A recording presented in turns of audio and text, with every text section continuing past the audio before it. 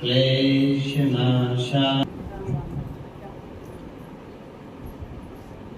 ओम नमो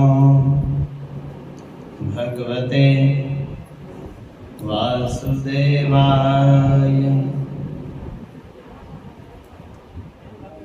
तस्मै नमः परम कारण कारणाय दीप्तोज्ज्वल ज्वलित पिंगल लोचनाय नागेंद्र हारकृत कुंडल भूषणाय ब्रह्मेंद्र विष्णु वरदाय नमः शिवाय। जो कारणों के भी परम कारण है, अग्नि शिखा के समान अधिदीप्यमान उज्ज्वल और पिंगल नेत्रों वाले हैं। सर्पराजों के हार कुंडल आदि से विभूषित हैं। ब्रह्मा विष्णु और इंद्र आदि को भी वर देने वाले हैं। उन भगवान शंकर को मैं नमस्कार करता हूँ। उसके बाद सरस्वती मां को, हे कमल पर विराजमान सुंदरी सरस्वती, तुम सब दिशाओं में कुंजीभूत हुई।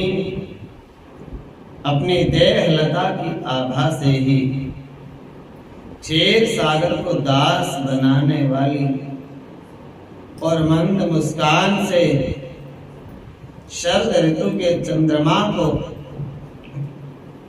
तिरस्कृत करने वाली हो, तुमको मैं प्रणाम करता हूं। जिनके चरणों में मंजीर और नूपुर झंकृत हो रहे हैं, कटी में जो खनखनाती हुई नूतन रत्न निर्मित कांची करधनी शोभा दे रही है, जो बाघ के नाखून से युक्त चंद्र समुदाय तथा सुंदर कंठहार से सुशोभित हैं, जिनके भाल देश में दृष्टि जनित पीड़ा हर लेने वाली कज्जल की बिंदी शोभा दे रही है, जो का कलिंद नंदिनी के तट पर बाल उचित क्रीड़ा में संलग्न है, उन श्री हरि की मैं वंदना करता हूं।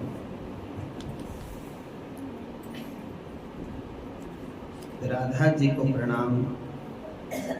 मैं राधा जी के उन चरण कमलों की वंदना करता हूं जो ब्रह्मा आदि देवताओं द्वारा वंदित हैं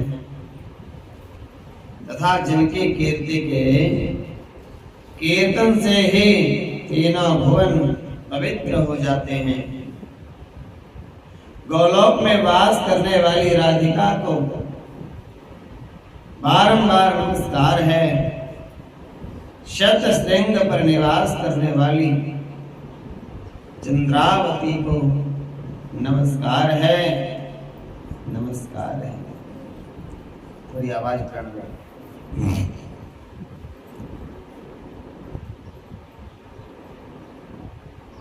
बीच वाले बटनों की आवाज ज्यादा कर देना। हरिओम हरिओम हरिओम। सबकी ध्यान से सुनो। राजा परीक्षित ने पूछा, गुरुदेव, कृष्ण और बलराम तो मथुरा निवासी वसुदेव के पुत्र थे, परंतु उनका पालन पोषण गोकुल में नंदराय जी के घर में हो रहा था। ऐसी दशा में उनका नामकरण कैसे हुआ, किसने किया? बेटे तो थे वो वसुदेव के, पालन पोषण हो रहा था नंद बाबा के घर में, तो पुरोहित के हाथों से होता है नामकरण संस्कार। तो नंद बाबा के पुरोहित को आना पड़ा या वसुदेव के पुरोहित को नंद के घर में जाना पड़ा? सुखदेव जी ने कहा, राजन, यदुवंशियों के कुल पुरोहित थे गर्ग आचार्य, बड़े तपस्वी थे। वसुदेव जी की प्रेरणा से वे एक दिन नंद बाबा के गोकुल में आए। भेजा किसने? वसुदेव जी ने। आए कहाँ? नंद के घर में। कौन? गर्ग मुनि आचार्य थे। उनको देखकर नंद बाबा के मन में बड़ी खुशी हुई। हाथ जोड़कर खड़े हो गए, उनके चरणों में प्रणाम किया। इसके बाद ये स्वयं भगवान ही आ गए संत के रूप में मेरे घर में। तो ऐसी भावना से उनका स्वागत किया, पूजन किया। जब गर्ग आचार्य आराम से बैठ गए, विधि के अनुसार उनका स्वागत सत्कार हो चुका था, तब नंद बाबा ने बड़ी मीठी वाणी में कहा, भगवान, आप तो स्वयं पूर्ण काम हो, आपकी तो संत हो, आपकी तो कोई कामनाएं होती नहीं, दूसरों की कामनाओं के लिए करते हो आप तो सब कुछ। फिर मैं आपकी क्या सेवा करूं? आप जैसे महात्माओं का हम जैसे गृहस्थियों के घर आ जाना ही हमारे भाग्य जगाने के लिए होता है। हमारे कल्याण के सिवाय और तो कोई आपका कारण होता नहीं हमारे घर में आने का। हमारे कल्याण के लिए आप आए हैं प्रभु। एक साधारण सी बात है, आप इंद्रियों की पहुंच से बाहर हैं। भूत भविष्य को जानने वाले हैं। क्यों? क्योंकि आपके पास एक ऐसा शास्त्र है, ज्योतिष। ज्योतिष के द्वारा आप भूत और भविष्य को जान सकते हो। ब्रह्म ज्ञानी आप हो, इसलिए मेरे 2 बालक हैं और उनका आज तक नाम नहीं रखा। आप कृपा कर दीजिए। ब्राह्मण तो जगत के गुरु होते हैं, आप तो सबके गुरु हो। श्री गर्गाचार्य ने कहा, नंद बाबा, मैं कर तो सकता हूं नामकरण आपके बालकों का, लेकिन मैं आचार्य पुरोहित हूं, मैं वसुदेव के कुल का। तुम्हारे बालकों का नामकरण मैं कैसे कर सकता हूं? क्यों?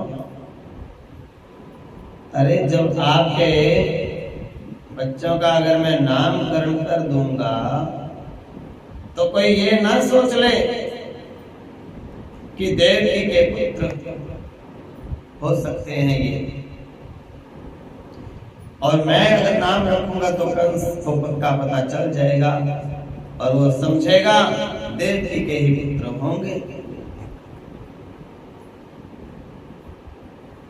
वसुदेव के साथ तुम्हारी मित्रता भी है। वो जब से देवकी की कन्या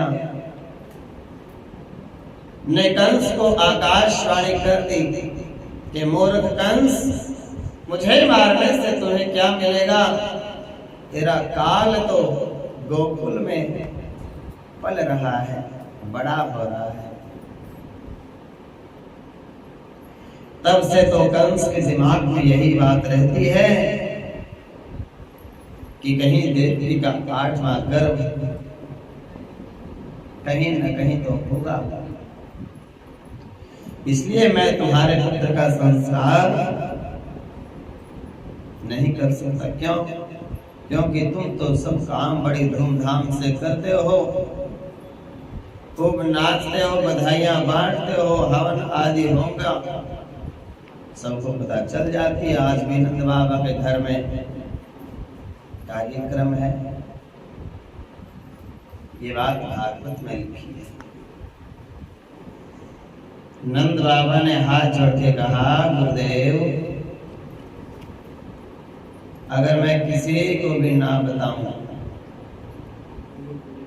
आप जानो और हम जाने, बस चुपचाप हम गौशाला में अपने बालकों को ले आएंगे, स्वस्ति वाचन करके आप बस नाम रख दो। औरों की तो क्या बात करते हो, मैं अपने परिवार के लोगों को भी नहीं बताऊंगा। और गर्ग आचार्य तो आए इसी काम के लिए थे, क्योंकि वसुदेव जी ने उनको तो भेजा था। जब नंद बाबा ने इस प्रकार की प्रार्थना की तो एकांत में छिप करके गुप्त रूप से दोनों बालकों का नामकरण संस्कार कर दिया। ये बात भागवत में लिखी है। श्री गर्गाचार्य ने कहा, नंद बाबा मैं तुम्हें कुछ मंगलकारी बातें सुनाता हूं। क्या? अरे जिसके लिए मुझे यहाँ भेजा गया है, वसुदेव जी ने मुझे यहाँ भेजा है, और तुम सुनो। वसुदेव के सूतिकागार से लाकर अपना पुत्र वसुदेव जी ने और यहाँ रख दिया है, और तुम्हारी कन्या वो मथुरा ले गए हैं। ऐसा उन्होंने कंस के डर की वजह से किया है। यह पुत्रवास वसुदेव का है, जो इससे बड़ा है तो वो रोहिणी का बेटा, वो तो वसुदेव का है ही। ये निश्चित बात है। इन बालकों का नामकरण संस्कार करने के लिए ही वसुदेव ने गुप्त रूप से मुझे यहाँ भेजा है। ये बात भागवत में नहीं लिखी, ब्रह्म वैवर्त पुराण में लिखी है। उन्होंने सब बता दिया साफ साफ। अब मैं इन बालकों का नाम बताता हूं। पहले ये जो रोहिणी के पुत्र हैं, इनका नाम सुनो। योगी लोग जिनमें रमण करते हैं, अथवा ये सब में रमण करते हैं, अपने गुणों के द्वारा भक्त जनों के मन में रमा करते हैं। इन कारणों से ऊंचे ज्ञानी जन लोग होते हैं, जो वो इनको राम कहते हैं। योग माया के द्वारा गर्भ का संकर्षण होने से इसका प्रादुर्भाव हुआ है। 6 महीने तो ये देवकी के गर्भ में रहा। उसके बाद आकर्षण हो गया, इसका खींच लिया योग माया ने, संकर्षण, और रोहिणी के गर्भ में स्थापित कर दिया। 3 महीने रोहिणी के गर्भ में रहा, इसलिए इनका एक नाम हो गया संकर्षण।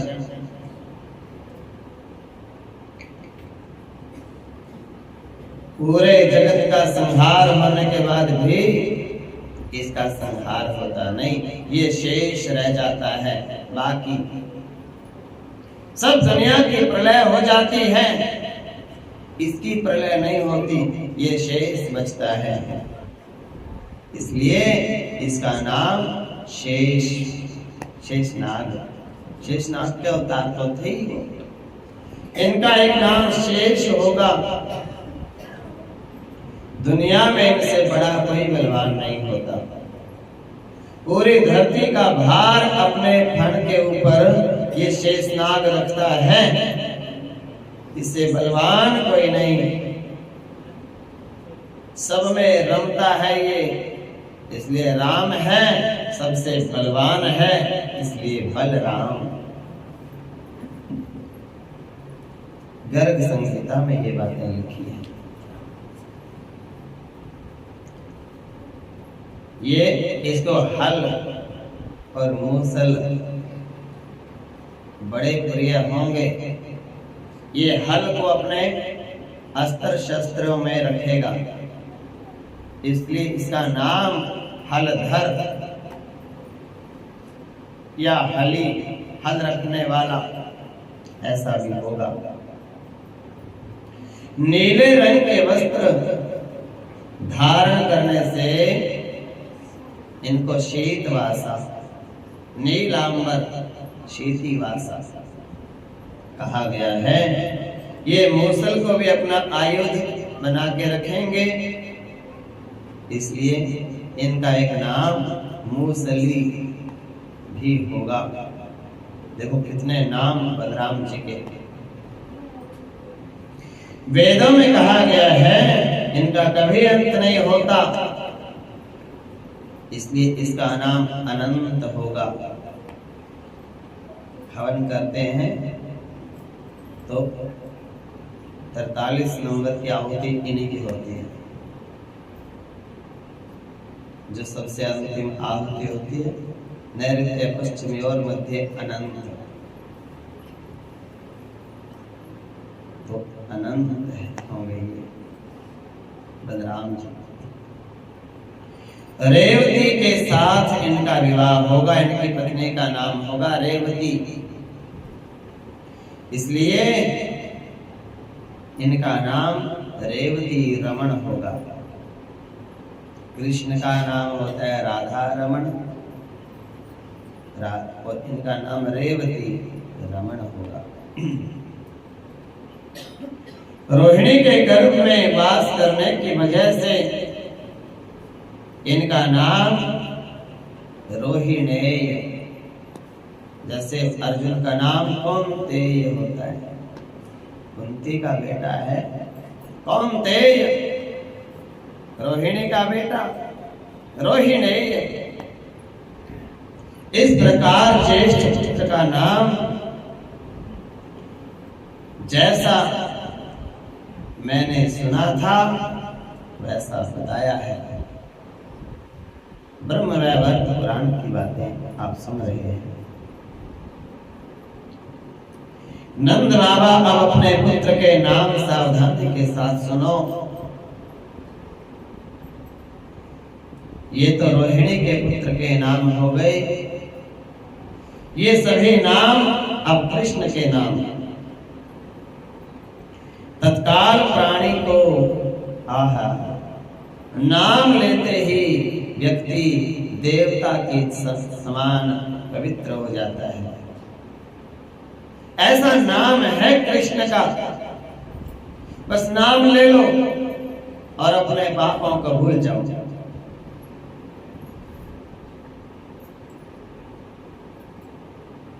गलत संस्कृति को त्याग दो और कृष्ण का नाम ले लो, बस हो गया उद्धार। ज्यादा कुछ करना ही नहीं।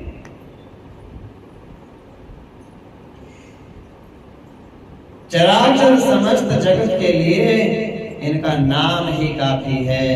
नाम जपो और पार हो जाओ। कलयुग केवल नाम आधारा, सुमेर सुमेर नर उतरो पारा। क्या का अर्थ है कमलाकांत। क्या माने कमलाकांत, कमला माने लक्ष्मी। जो कृष्ण के नाम में पहले आता है क का अर्थ है कमलाकांत, लक्ष्मी का पति है ये। री का अर्थ है राम, जो क्या लक्ष्मी का पति माने विष्णु, और री की मात्रा माने राम,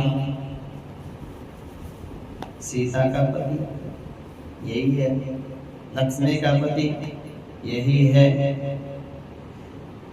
श कृष्ण का री श अक्षर का मतलब है षड ऐश्वर्यों का स्वामी। सारी ताकत जो होती है सृष्टि की वो इसी में है। श्वेत वेदपति निवासी भगवान विष्णु षड ऐश्वर्य का स्वामी, इससे बड़ा कोई ईश्वर नहीं।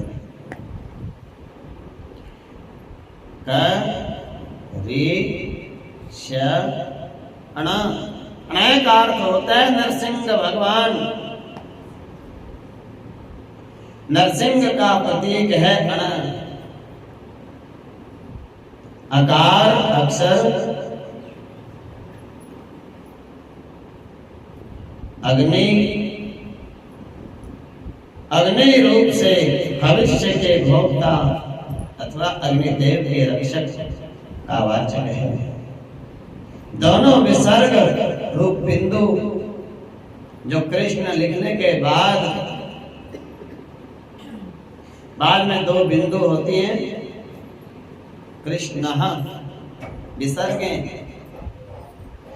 वो जो दोनों बिंदु हैं वो नर नारायण हैं।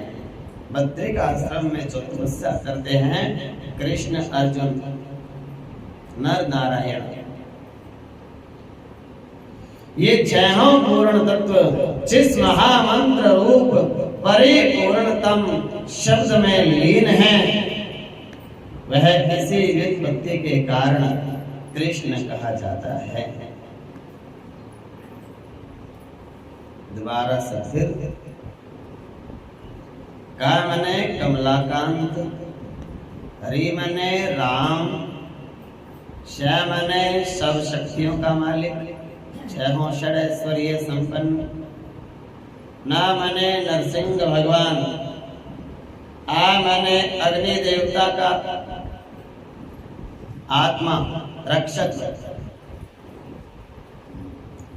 सूर्य का प्रतीक, और विसर्ग माने नर नारायण। पूरा ये कृष्ण शब्द का अर्थ है। इस बालक का एक नाम कृष्ण है। सतयुग, त्रेता, द्वापर, कलयुग, चारों युगों में ये अवतार लेता है। कैसे कैसे? सतयुग में ये सफेद रंग में आता है, दूसरे युग में लाल रंग का होकर के अवतार लेता है, तीसरे में ये पीले रंग का बन करके अवतार लेता है, और अब ये काला रंग का कृष्ण बन के, श्याम सुंदर बन के इसने अवतार ग्रहण किया है। शुक्लो रक्त तथा पीत इदानीम कृष्णतांगत। द्वापर के अंत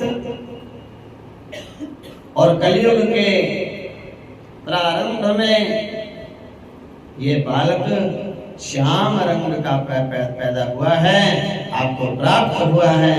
इस कारण से भी इसका नाम काला होने की वजह से भी कुछ लोग सोचेंगे कि काले की वजह से कृष्ण नाम हो गया। काले को भी कृष्ण पक्ष कहते हैं और शुक्ल पक्ष, ऐसा गर्ग संहिता में ऐसा लिखा है।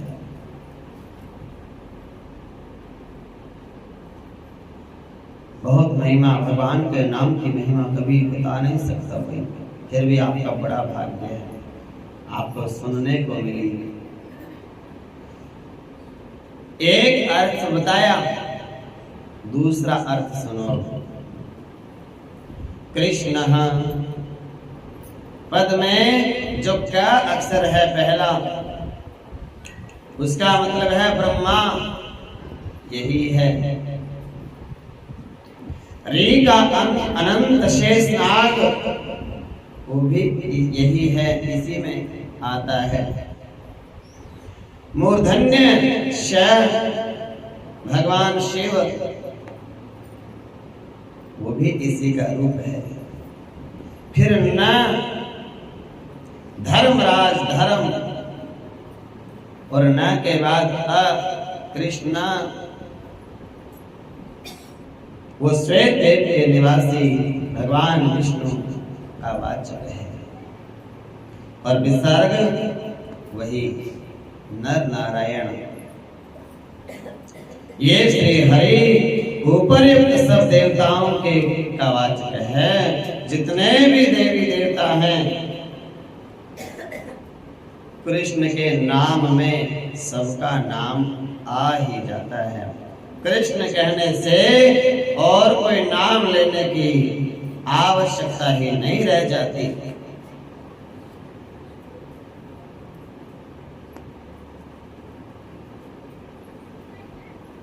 सर्व स्वरूप, सर्वाधार, सर्व बीज, सबका बीज यही है सृष्टि का, सबका आधार यही है, सबको रूप रंग देने वाला यही होता है। इसलिए ये कृष्ण कहा जाता है। कृष्ण जो शब्द में कृष्ण शब्द मुक्ति निर्वाण का वाचक है, और नकार मोक्ष का, अकार दाता। कृष्ण माने परम पद,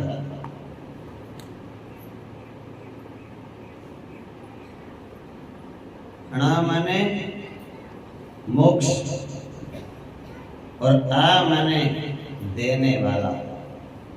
ये निर्वाण पद वैकुंठ लोक में देने वाला यही है, मुक्ति देने वाला भी यही है, और भक्ति देने वाला भी यही है। जिसको जो चाहिए सब कुछ देता यही है। भगवान निष्कर्म भक्ति के दाता हैं, इसलिए इनका नाम कृष्ण है। कृष्ण का अर्थ है कर्मों का निर्मूलन, अनय का अर्थ है दास्य भाव, और अकार प्राप्ति का बोधक है। आपके कितने भी जन्मों के अच्छे या बुरे कर्म हों, सबको भगवान अपने ऊपर ले लेते हैं, और आपको तो केवल पवित्र बना देते हैं नजर पड़ते ही। आपके पुण्य पाप तो भगवान सब अपने ऊपर ले लेते हैं, और आपको मोक्ष चाहिए तो मोक्ष देते हैं, भक्ति चाहिए तो भक्ति देते हैं, गोलोक या वैकुंठ लोक चाहिए तो वैकुंठ लोक भी देते हैं। इसलिए इनका नाम कृष्ण है। भगवान के करोड़ों नामों का स्मरण करने पर जिस फल की प्राप्ति होती है, एक बार कृष्ण कहने से 1 करोड़ नामों का फल आपको मिल जाता है। सब केवल कृष्ण नाम स्मरण करने से मनुष्य अवश्य प्राप्त कर लेता है। कृष्ण नाम के स्मरण के जैसा पुण्य उसके कीर्तन और श्रवण से भी वैसा ही पुण्य होता है। जिसको नाम लेने से पुण्य मिलता है, कृष्ण कृष्ण रटने से, ये नाम सुनने का भी उतना ही महत्व है, और इस नाम का कीर्तन करने का भी अनंत महत्व है। श्री कृष्ण के कीर्तन को, कथा को घर बैठे याद कर लो तो मनुष्य के सभी पाप नष्ट हो जाते हैं। भगवान विष्णु के 1000 नामों में कृष्ण नाम ही सबकी अपेक्षा सब नामों का सार अंश है, परम तत्व है। और कृष्ण नाम अत्यंत मंगलमय, अत्यंत सुंदर और आपको भक्ति देने वाला है। बहुत बड़ा सौभाग्य है आप सबका। कृष्ण नाम की महिमा आप सुन रहे हो। जन्म लेके 100 साल व्यक्ति धरती पे रह के चला जाता है, लेकिन कृष्ण नाम की महिमा का पता नहीं चलता। कई बार नहीं कोई सुनाने वाला मिलता, ऐसे ही बीत जाती है उम्र। अब और सुनो, पूरा जीवन लग जाए सरस्वती माँ का तो भी कृष्ण नाम की महिमा पूरी नहीं होती। लेकिन थोड़ा बहुत जितना लिखा है वैसा बताने की कोशिश करता हूँ। क के उच्चारण से, क का मतलब होता है केवल्य मोक्ष परम पद। भगत पुरुष जन्म मृत्यु का नाश करने वाले मुक्ति को प्राप्त कर लेता है। री का अर्थ है अनुपम दास्य भाव। री का री ऐसा बोलते ही भगवान उसको अपना दास मान लेते हैं, ये तो मेरा सेवक है। श का उच्चारण से उसको भक्ति का आशीर्वाद दे देते हैं। अनय का उच्चारण से भगवान उसके संग ही संग रहने लग जाते हैं, उसके साथ रहते हैं भगवान हर पल। और विसर्ग के उच्चारण से भगवान उसको अपने बराबर मानते हैं। जो कृष्ण बोलता है मुझ में और उस तुझ में कोई भेद नहीं, भगवान ऐसा बोलते हैं।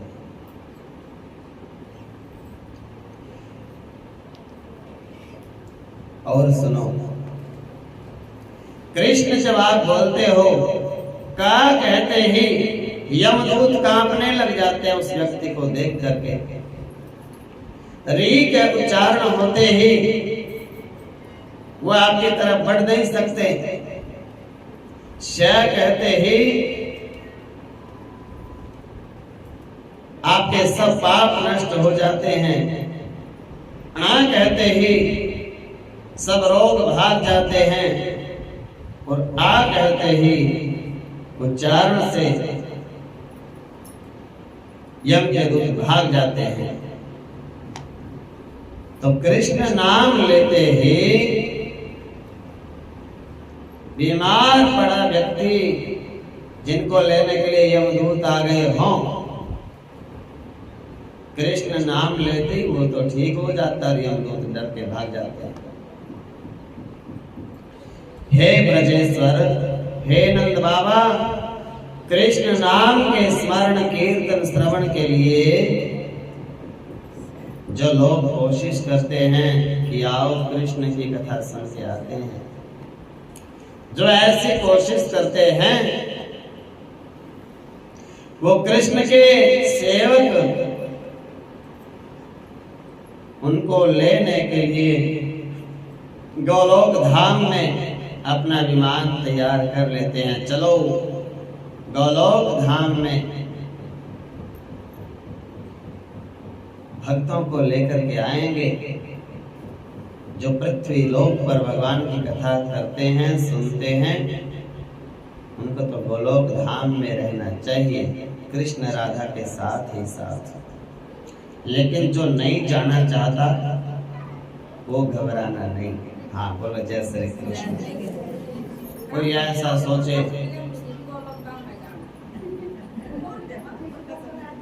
भैया कोई ऐसे ऐसे ज्यादा मोह में फंसे हैं बेटे पोते के, हो गया हमने तो नहीं जाना गोलोक में, अभी तो पोता छोटा है, अभी तुम्हें जबरदस्ती नहीं ले जाएंगे। जब तुम खुद बोलोगे कि अब चलो, हाँ, तब ले जाएंगे। विद्वान लोग शायद भूतल के धूली कणों की गिनती कर सकें, परंतु हो सकता है कोई धरती माता के सारे धूली के कणों को गिन ले, परंतु भगवान के नाम के गुणों को गिनना संत भी नहीं गिन सकते, ऐसा लिखा है। पूर्व काल में भगवान शंकर के मुख से मैंने एक बार कृष्ण के नाम की महिमा सुनी थी। किसने सुनी थी? गर्गाचार्य ने। गर्गाचार्य ही तो बोल रहा है, हम तो निमित्त मात्र हैं। वो नामकरण कर रहा है ना गौशाला में, कथा तो वहीं से चल रही है, कहीं तुम वो पीछे भूलते जाओ आगे मैं सुनाता जाऊं, ऐसा नहीं करना। याद रखो जहां से शुरुआत हुई है। मेरे गुरु भगवान शंकर ही श्री कृष्ण के गुणों और नामों के प्रभाव को कुछ कुछ जानते हैं, पूरा नहीं जानते। ब्रह्मा, शेषनाग, धर्मराज, देवता, ऋषि, मनु, मानव, वेद, संत सब मिलकर के भगवान श्री कृष्ण के नाम की महिमा का 16वां हिस्सा भी नहीं जानते पूरा। तुम्हारा ये बालक पूर्ण ब्रह्म स्वरूप है, माया से इस भूतल पर अवतार लेकर के धरती का भार हटाने के लिए लग चुका है। 2 को तो मार दिया, उतना को मार दिया, शक्तासुर को मार दिया, तृणावर्त को मार दिया, 3 मर गए। ये तो शुरू हो गया आते ही धरती का भार उतारने के लिए। ब्रह्मा जी ने इनकी आराधना की थी कि धरती का भार हटाओ। ब्रह्मा जी की और देवताओं की और गौ माता का रूप लेकर के धरती माता ने प्रार्थना की थी, प्रभु मेरी रक्षा करो, भार बहुत बढ़ गया है पापियों का। तो उनकी प्रार्थना से ये आपकी गोदी में जो कन्हैया आया है, ये धरती का भार हटाएंगे। और सुनो, ये बालक के रूप में आए हैं, लेकिन है कौन? राधा वल्लभ लाल, गोलोकनाथ भगवान श्री कृष्ण पधारे हैं। वैकुंठ में इनको कमलाकांत नारायण कहा जाता है। श्वेत द्वीप में इनको जगत के पालन करने वाले विष्णु कहा जाता है।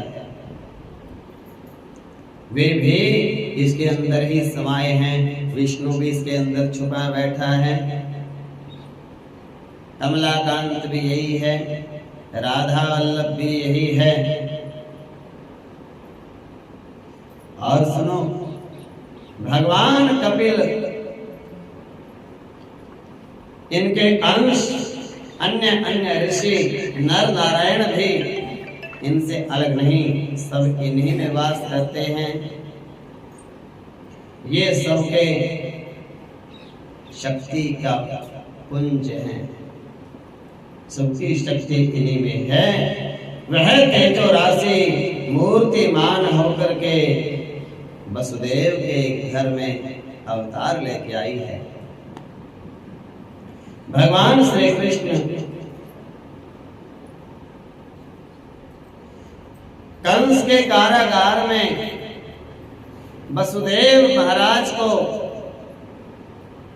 पहले तो इसने अपना विराट रूप दिखाया, चतुर्भुजी। फिर इन्होंने बालक का रूप दिखाया वसुदेव जी को,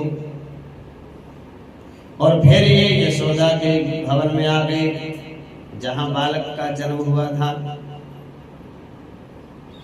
ये किसी योनि में प्रकट नहीं हुए, ये तो अवतार लिए हैं, अयोनिज रूप से भूतल पर प्रकट हुए हैं। इन श्री हरि ने माया से अपनी माता के गर्भ को वायु से भर दिया था, फिर स्वयं प्रकट होकर के अपने दिव्य रूप का दर्शन वसुदेव जी को कराया। फिर ये छोटे से बन गए बालक नंद बाबा। इस प्रकार मैंने तुम्हारे पुत्र के नाम भी बता दिए और काम भी बता दिए।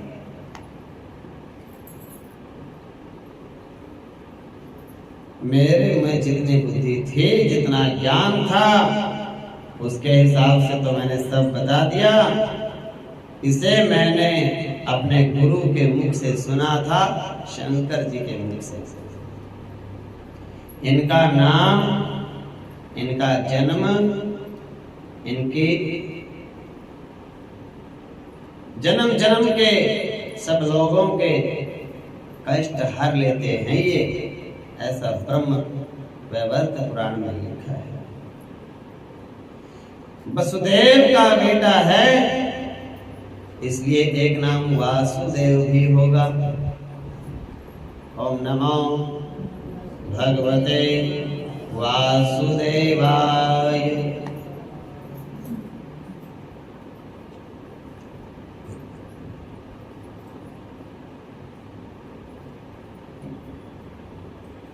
इसकी व्युत्पत्ति इस प्रकार है।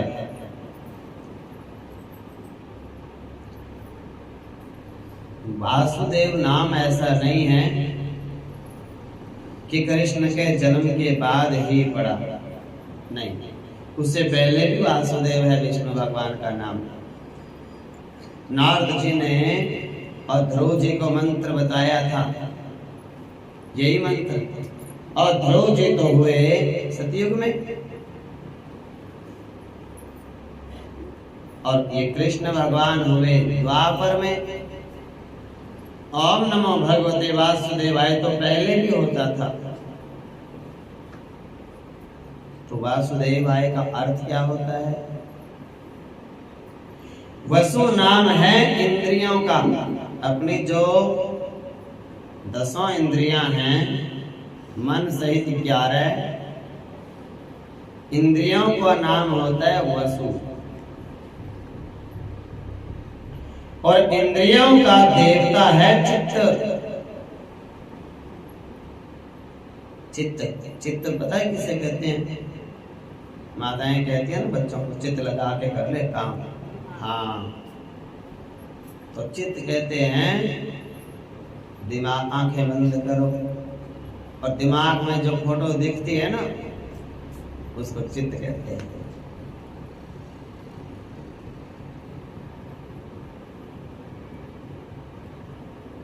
और जिसको फोटो नहीं दिखती उसको क्या कहते हैं? चित्त गया। हाँ, 2 तरह से चित्त जाता है आदमी, या तो जब हार जाता है तब, या जब सो जाता है तब। बोले ये तो अभी तो बात कर रहा था, अभी अभी चित्त गया, लुढ़क गया, सो गया। सोने के बाद फिर नहीं दिखता कुछ। जब नींद उचटती है फिर सपने आते हैं। गहरी नींद में कुछ नहीं दिखता, कहाँ पड़े हैं, गर्मी सर्दी भूख प्यास दिन रात, कांटे गद्दे कुछ नहीं। नींद में तो बस नहीं, आहा, पता ही नहीं कहाँ पड़े। जब आधी नींद पूरी हो जाती है फिर शुरू होते हैं जंजाल। और जो भगवान की कथा सुनते हैं उनको भगवान के सपने आते हैं, और जो फालतू की बातें सोचते हैं, मेरी चाबी ना कोई छीन ले, जिसके चक्कर यही रहता है, उसको फिर वो शुरू हो जाता है चक्कर। उनको दिन में भी चक्कर आते हैं, रात को भी। हाँ, दिन में भी हो। और बच्चे कहते हैं दादी हमने तो आपको जन्म से चक्कर आते ही देखा है, ठीक कभी देखा ही नहीं, हमने ठीक ही नहीं देखा कभी। उनको ये स्वभाव होता है, कोरस हो जाता है पूरा। क्या कोरस होता है? जब मन खुश हो तब तो सब कुछ ठीक, और एक दिन कोई कहना ना माने, उस दिन तो बीबी भी उसी दिन, चक्कर भी उसी दिन, टेंशन भी उसी दिन, सब काम फिर उसी दिन होते हैं। आज कहना नहीं माना मेरा, तो आज तो सब कुछ हो गया।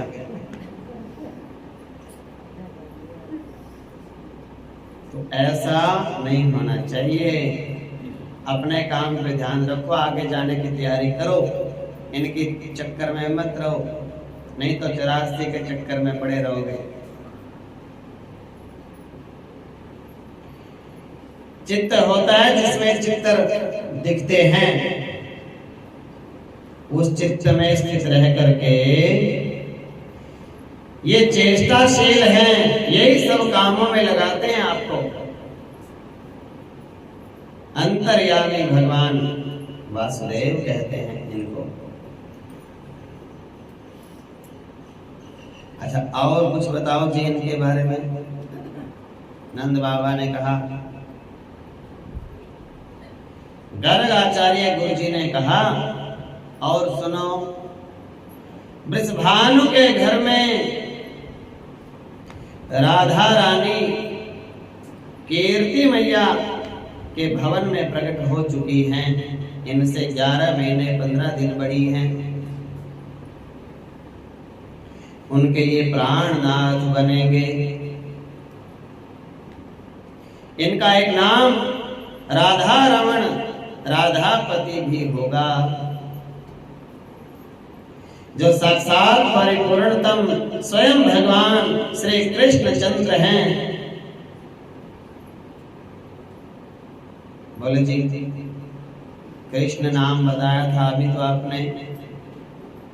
बोले सुनो, कृष्ण तो इनका नाम अभी पूरा कहाँ हुआ है। साथ में राधा का नाम पहले आएगा, श्री।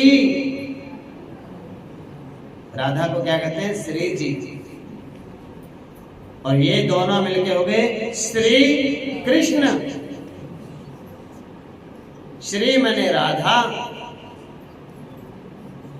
और कृष्ण। इसलिए वैदिक सनातन धर्म में किसी भी व्यक्ति का नाम लेने से पहले श्री लगाया जाता है। श्री माने उनकी देवी धर्म पत्नी, पहले उसका नाम और फिर पुरुष का नाम। अब गड़बड़ हो गई। अब माताएं अपने नाम के साथ देवी लगाने में शर्म करती हैं। अपने नाम के साथ देवी नहीं लिखती। क्यों नहीं लिखती और कौन नहीं लिखती?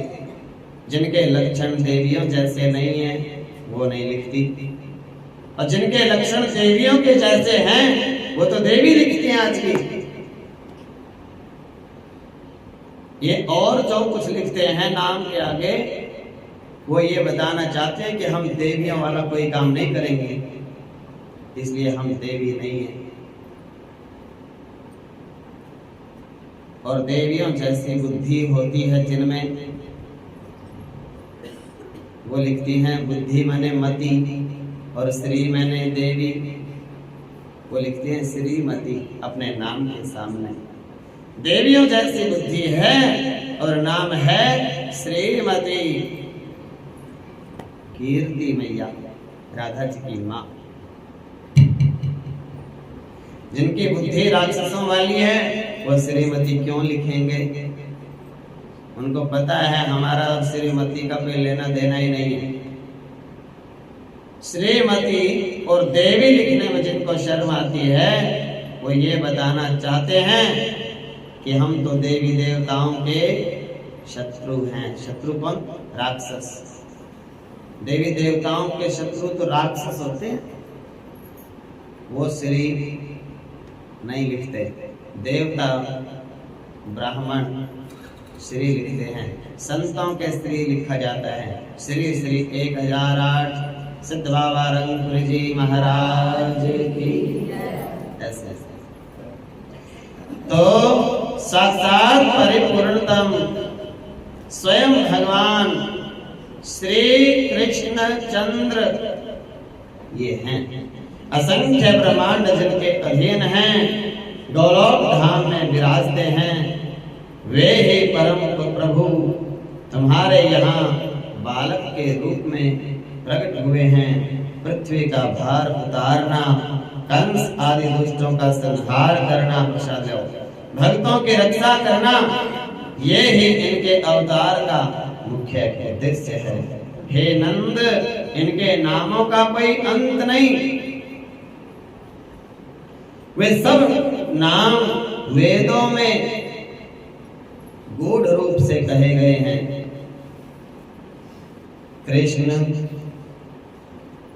पीतांबरधारी, कंस ध्वंसी, विष्टश्रवा, देवकी नंदन, श्री ईश, यशोदानंदन, हरि, सनातन, अच्युत, विष्णु, सर्वेश, सर्वरूप, धृक, सर्व आधार, सर्वगति, सर्वकारण, राधा वल्लभ, राधिका आत्मा, राधिका जीवन, राधिका सहचारी, राधा मानस पूरक श्री कृष्ण। ये नाम जो तुमने मेरे मुख से सुने हैं, अपने हृदय में धारण कर लो। ये नाम जन्म तथा मृत्यु के कष्ट को हरने वाले होते हैं। ये बात ब्रह्म वैवर्त पुराण में लिखी गई है।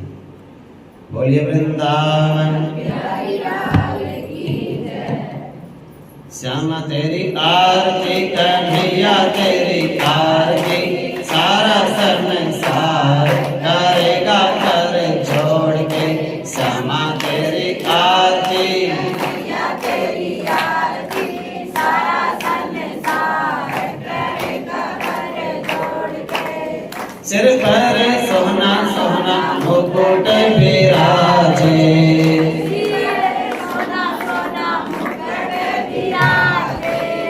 गल में चंदी माला साजे,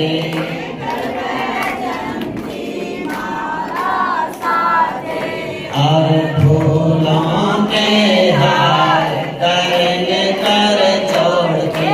श्यामा तेरी आरती, सारा संसार करेगा कर जोड़ के।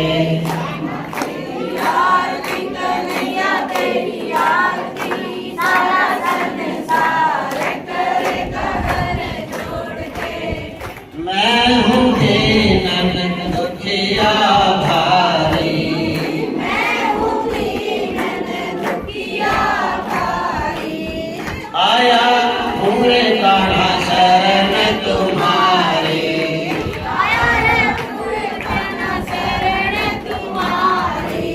रखियो लाज हमारी, करेंगे कर जोड़ के।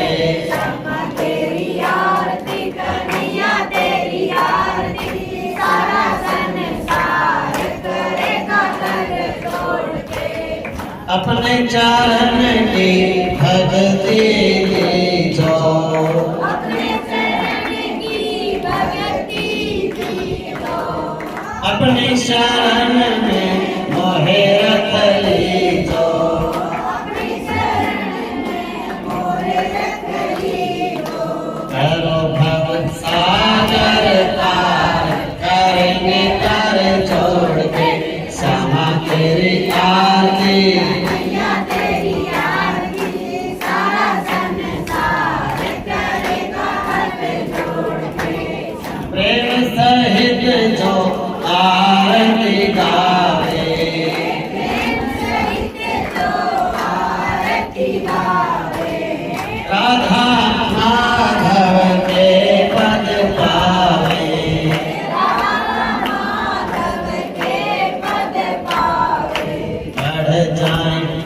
मैया